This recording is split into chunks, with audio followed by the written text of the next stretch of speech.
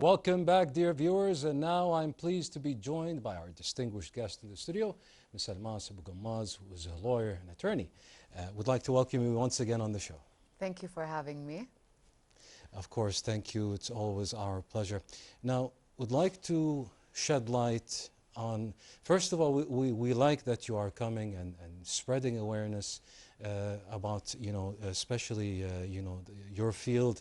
So would like to ask you, if someone receives a notification on their phone for a court hearing tomorrow, but they haven't got a lawyer yet, should they just stay home?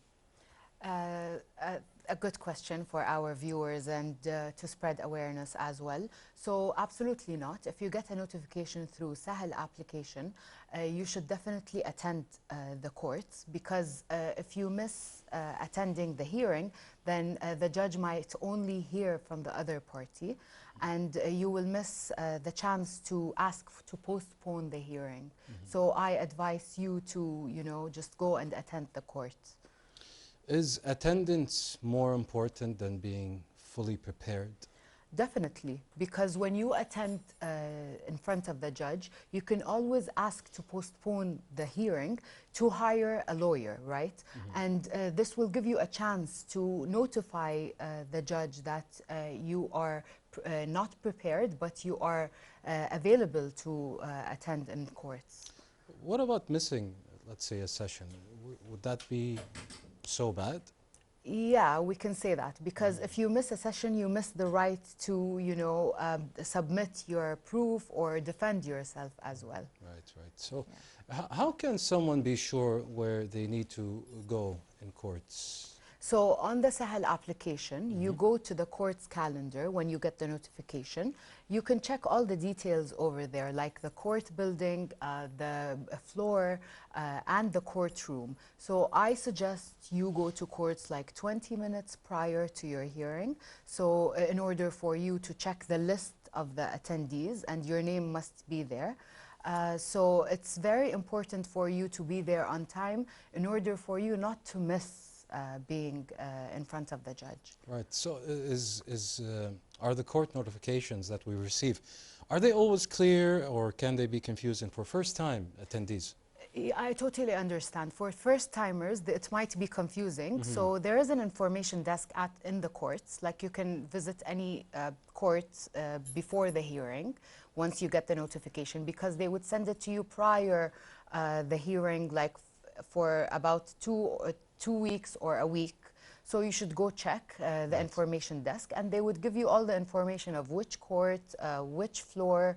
They can also tell you in front of which judges you're going to be held in that day.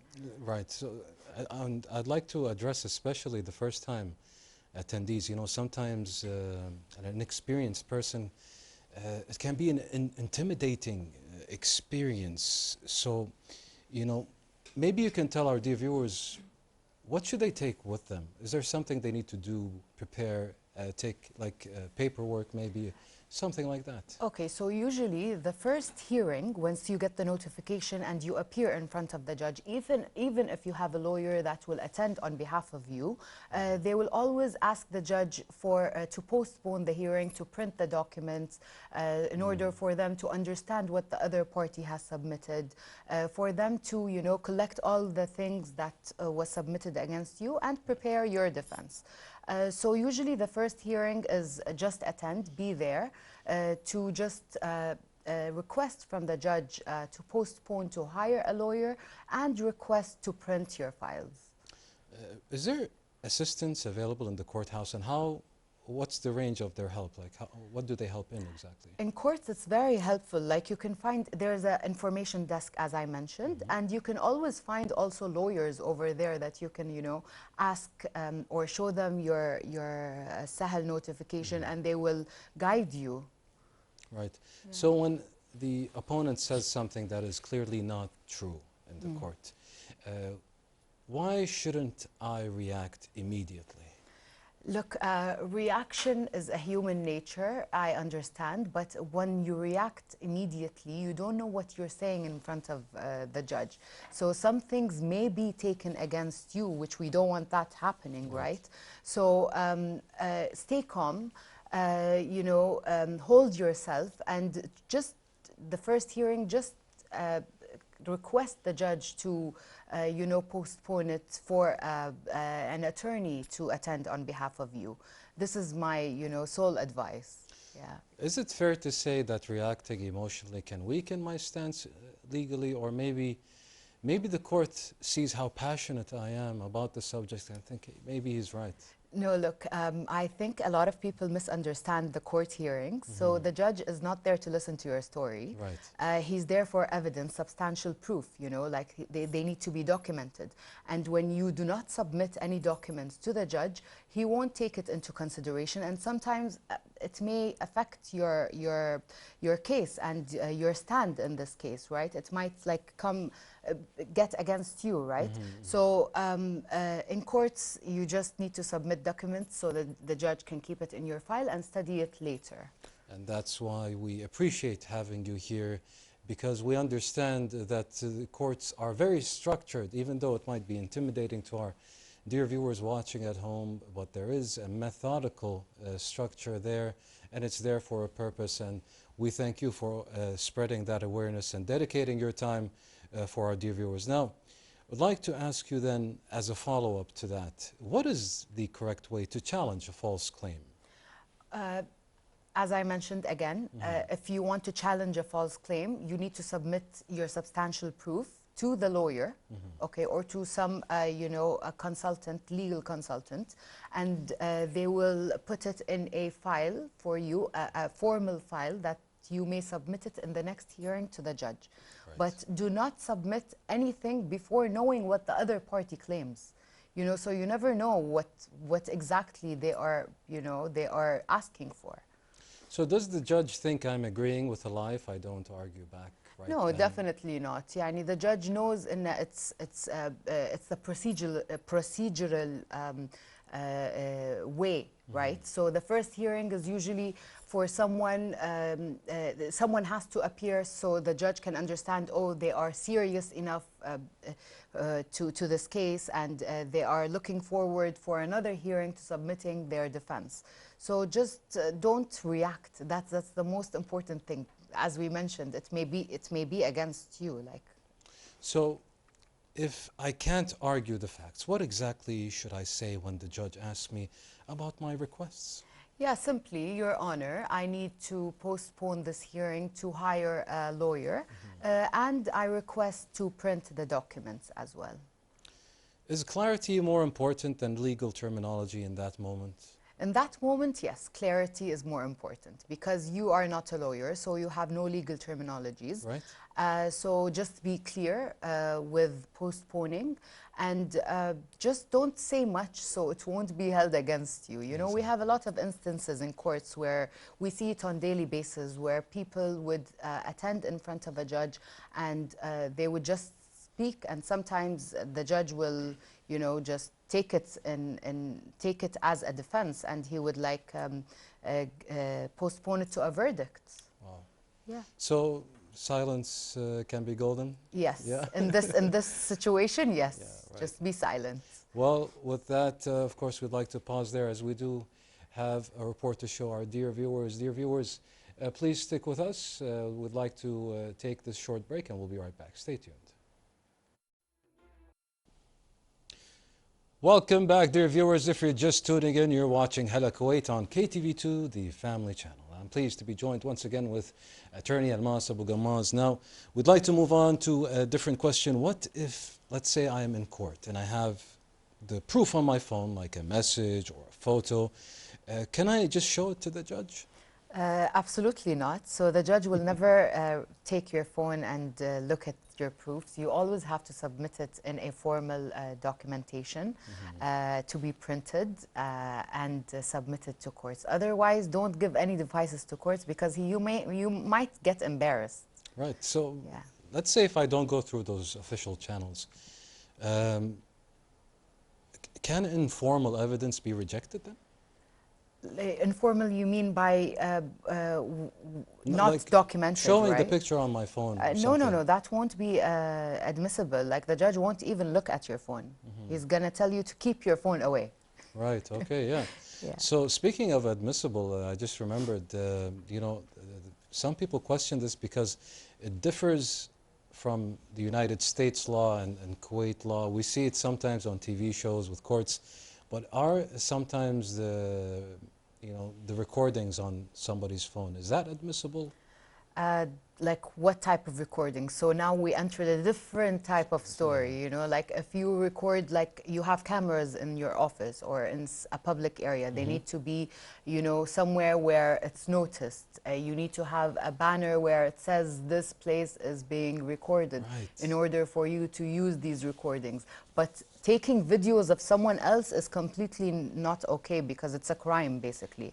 Yeah. You cannot just record someone and submit it as evidence. You cannot record phone calls without notifying the other party. That's why when you call, let's say, you know, a landline where they tell you, this call is being recorded, you know, if you agree, press 1, you know, in order for them to use it if anything happens. Right. So let's say once I get to postpone the hearing and hire a lawyer, what is the very first thing a lawyer can do for me? Okay, so the very first thing us as lawyers would do, we will print the whole documents.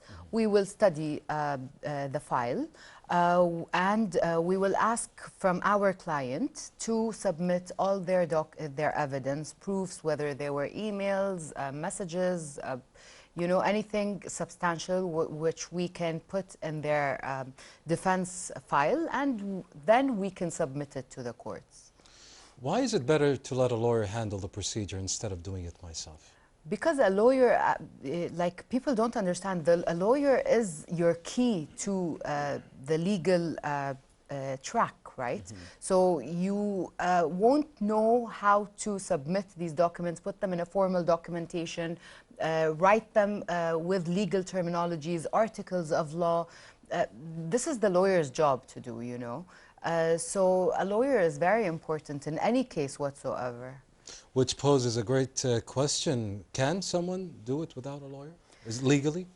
It's legal, but look, if it's not a criminal case, then yeah, it is legal, but with a lawyer, there is a legal backup.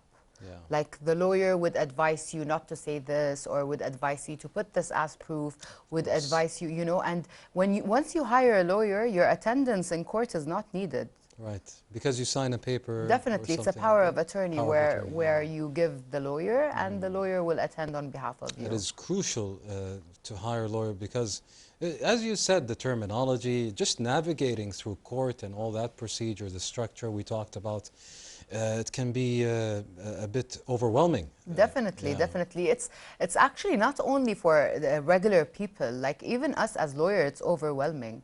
And keep in mind, we know the procedure, we know we have a background of the law and you know, the whole way of submitting a case or standing in front of a judge. So definitely you should hire a lawyer. So does the same logic apply if the victim decides to forfeit the case or reconcile? Like we mentioned in Article 109? Yes. Yeah. So even when the opponent wants to reconcile under Article 109, you require a lawyer, because you need to, the pardon needs to be submitted in a formal manner and written in a specific way, and attested in Ministry of Justice. So you also need a lawyer in order for the case to, you know, forfeit. So how does the reconciliation legally affect the case process? So, like I told you, the opponent agrees to reconcile, and they would make a document, submit it to Ministry of Justice, and then the Ministry of Justice will have it on track record, which will be submitted in the next court hearing in front of the judge. Then the judge will forfeit the case. And keep in mind, not all cases can, you know, be forfeit from...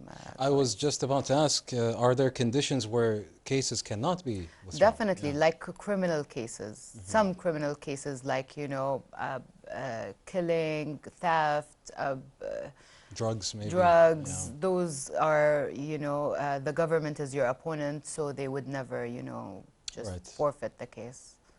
So what should parties consider before the reconciliation? They should consider that in order for you to have it, stated in the hearing, like the minutes of hearing, both parties should say to the judge, should submit a document from the Ministry of Justice in order for the case to be removed from the system. Right. So what is your final piece of advice for someone heading to court tomorrow? So if you're heading to court tomorrow, go attend your hearing. Just ask the judge to, postpone the hearing to hire a lawyer. Go to a lawyer, whether someone from the family, someone go to the Lawyer Society. They will appoint a lawyer, like they will recommend a lawyer for you. You can always come to my law firm as well. And we will do the needful in order to get you out of trouble. Well, we do appreciate you being a guest with us today and sharing your insight. Thank you for joining us. Thank you for having me. It's an honor. Well, dear viewers, that was attorney Almas Abu Qammaz, who is an attorney, of course. And now we move on to this Dasman Diabetes Institute report. Stay with us.